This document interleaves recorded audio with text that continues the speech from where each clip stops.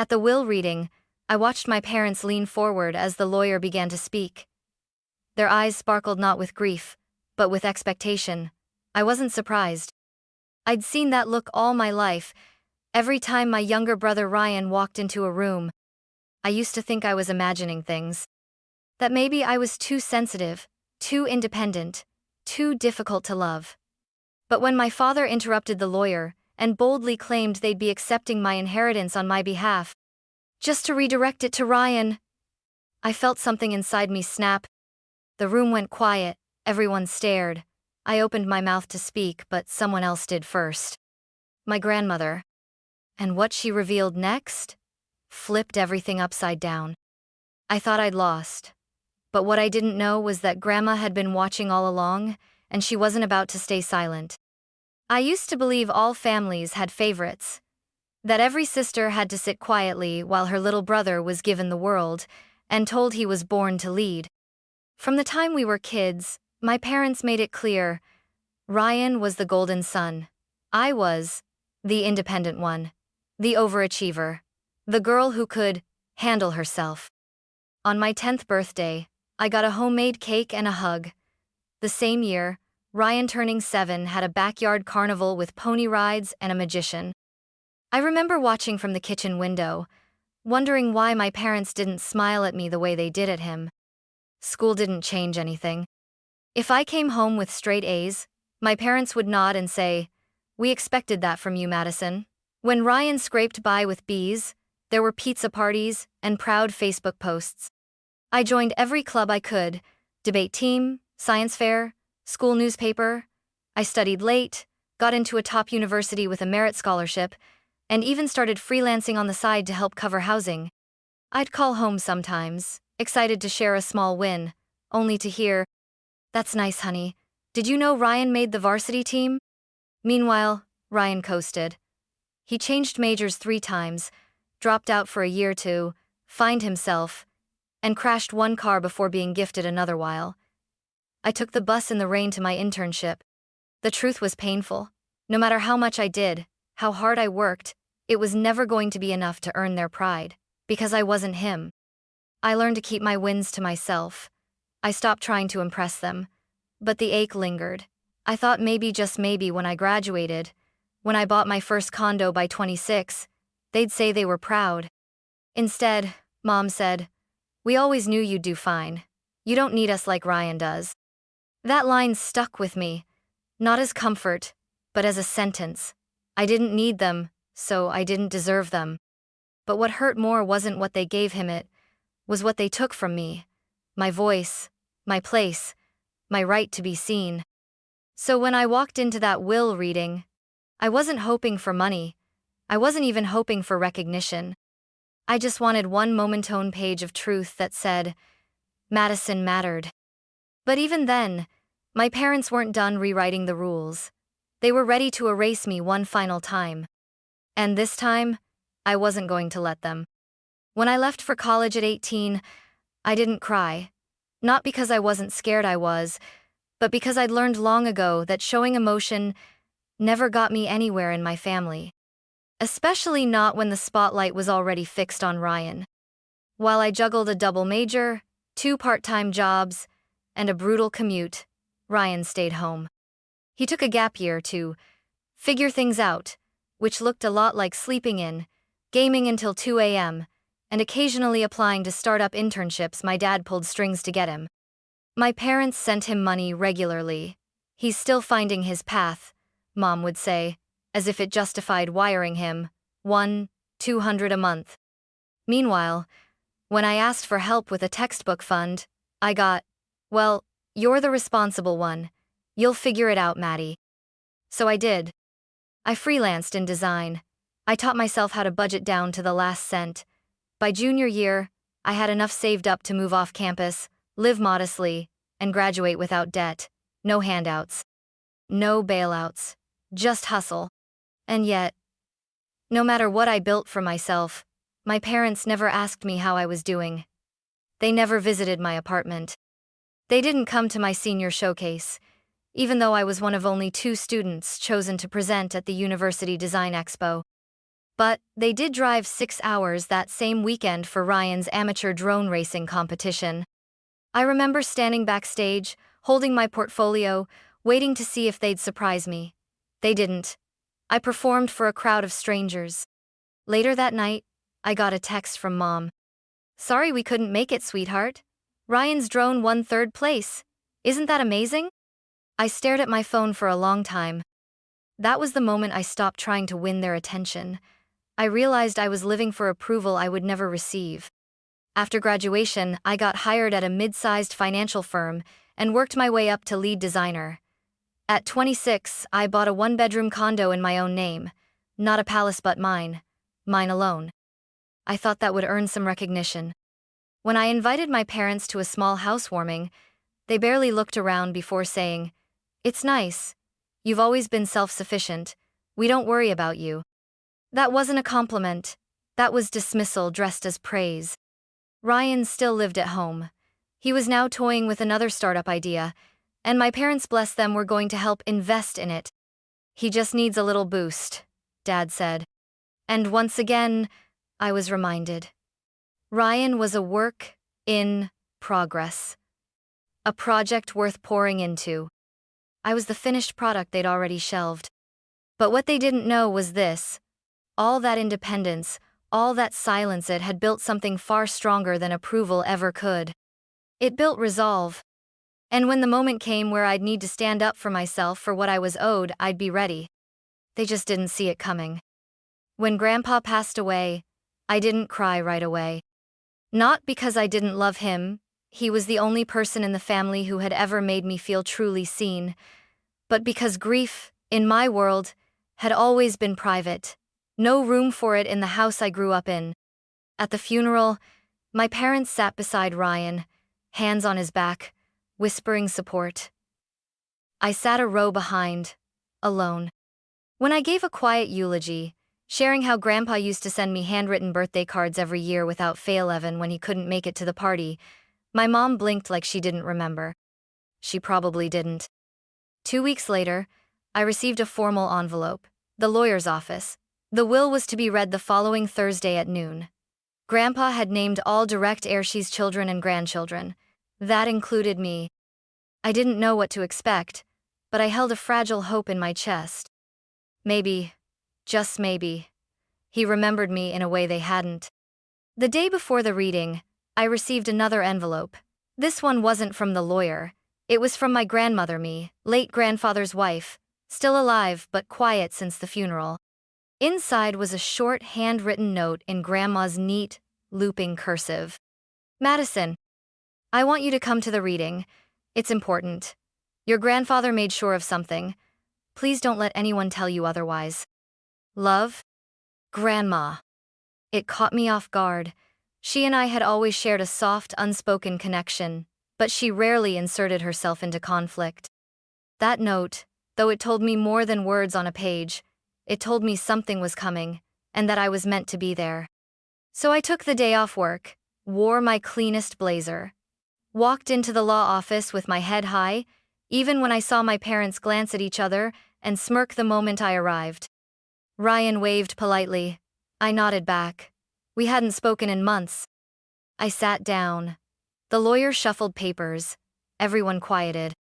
And then it began. The reading started calmly. Grandpa had divided his estate evenly among his children. Then came the section about the grandchildren, Ryan and I included. When my name was mentioned with the phrase equal share, I saw the flicker in my parents' expressions. Something in them tensed. Dad cleared his throat. "Actually," he began, "we'll be accepting Madison's portion on her behalf.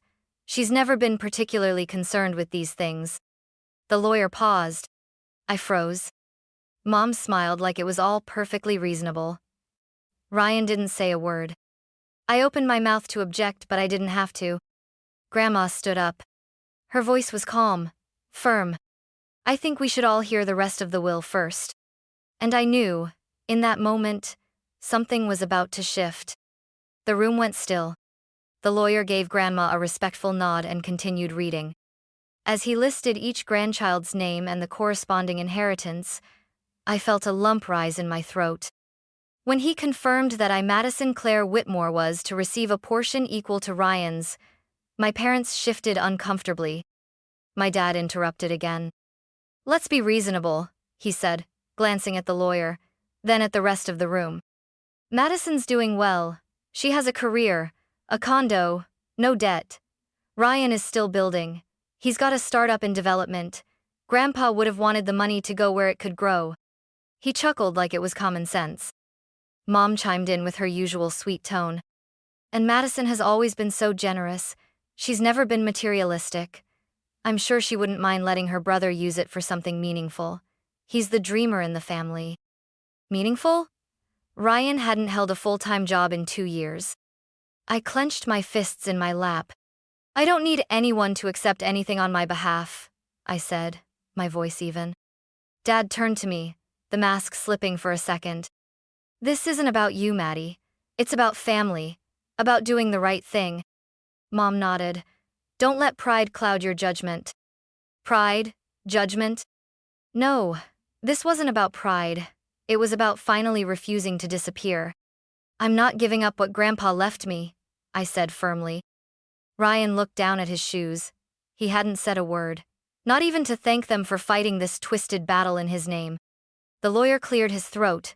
"Legally, unless Madison signs a waiver or power of attorney, the inheritance is hers, entirely."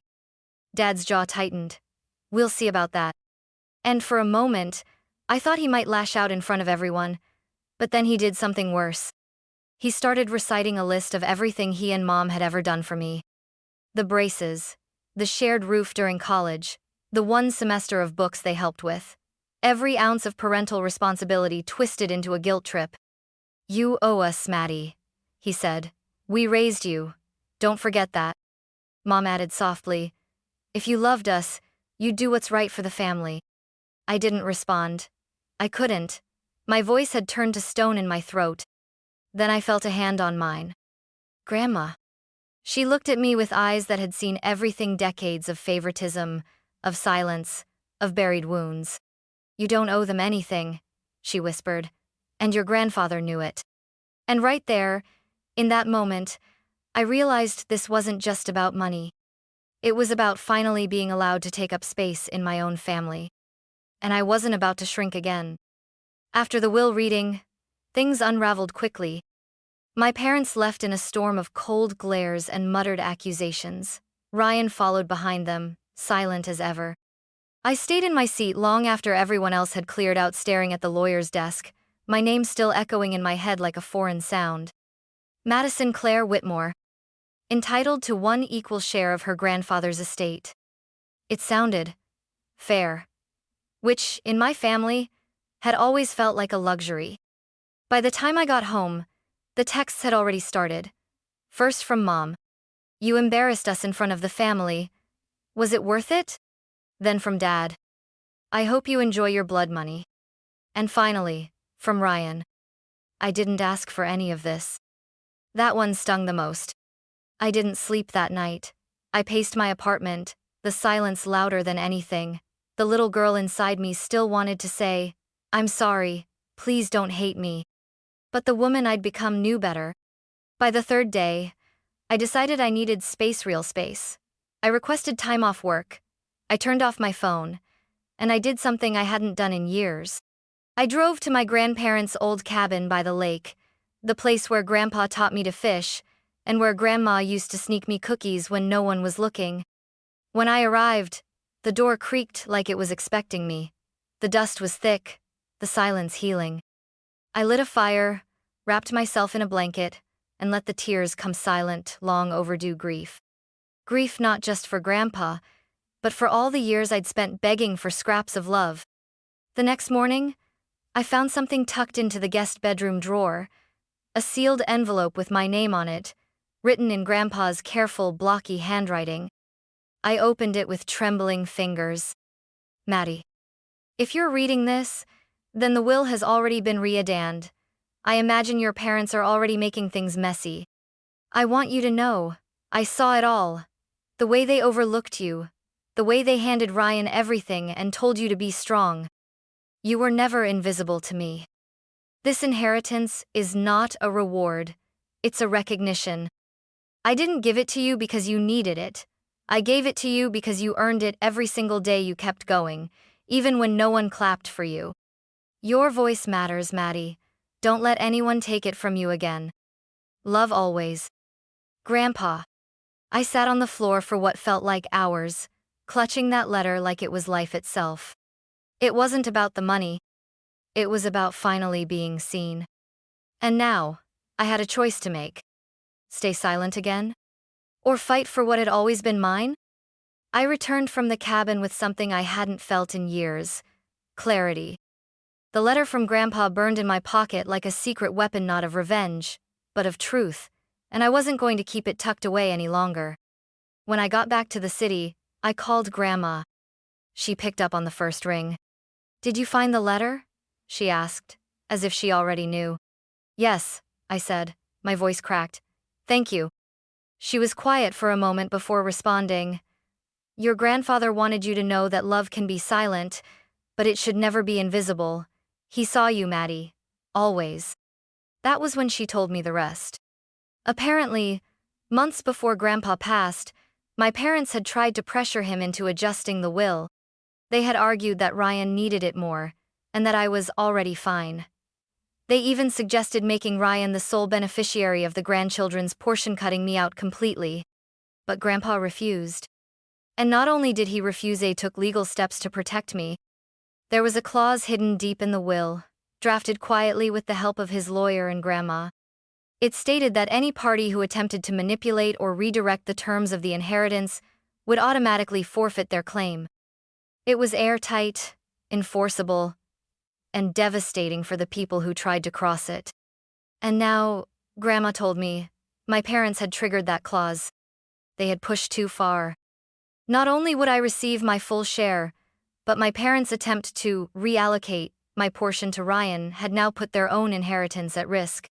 The lawyer had informed them. Their response? Rage. "They're furious," Grandma said, "but they can't undo it. The documents are clear. And your father, well, he's saying you turned us all against him." I let out a bitter laugh. "Of course." But then she said something that made me freeze. "We're removing your father as executor. The remaining estate will be overseen by myself and the firm. It's what your grandfather wanted if things got ugly." I sat down. Hard. I hadn't even realized I was standing. For the first time in my life, someone in the family had done more than say they supported me. They'd planned for it. Legally, deliberately, quietly. And that planning was now saving me from being erased. Still, the fallout came quickly. That night, my parents showed up at my apartment unannounced. My mother looked tear-streaked, mascara smudged. My father was stiff, red-faced, jaw clenched. "You had this all planned, didn't you?" he spat. "You manipulated Grandma. You poisoned your grandfather against us." I didn't flinch.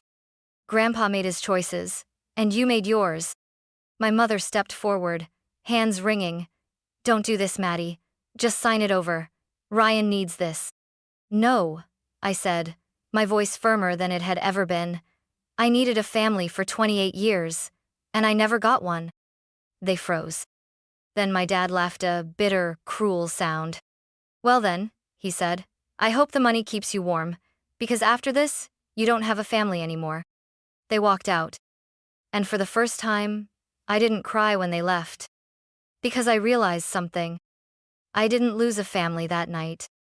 I lost people who had never truly stood by me. And I finally stood up for the girl they spent years trying to silence.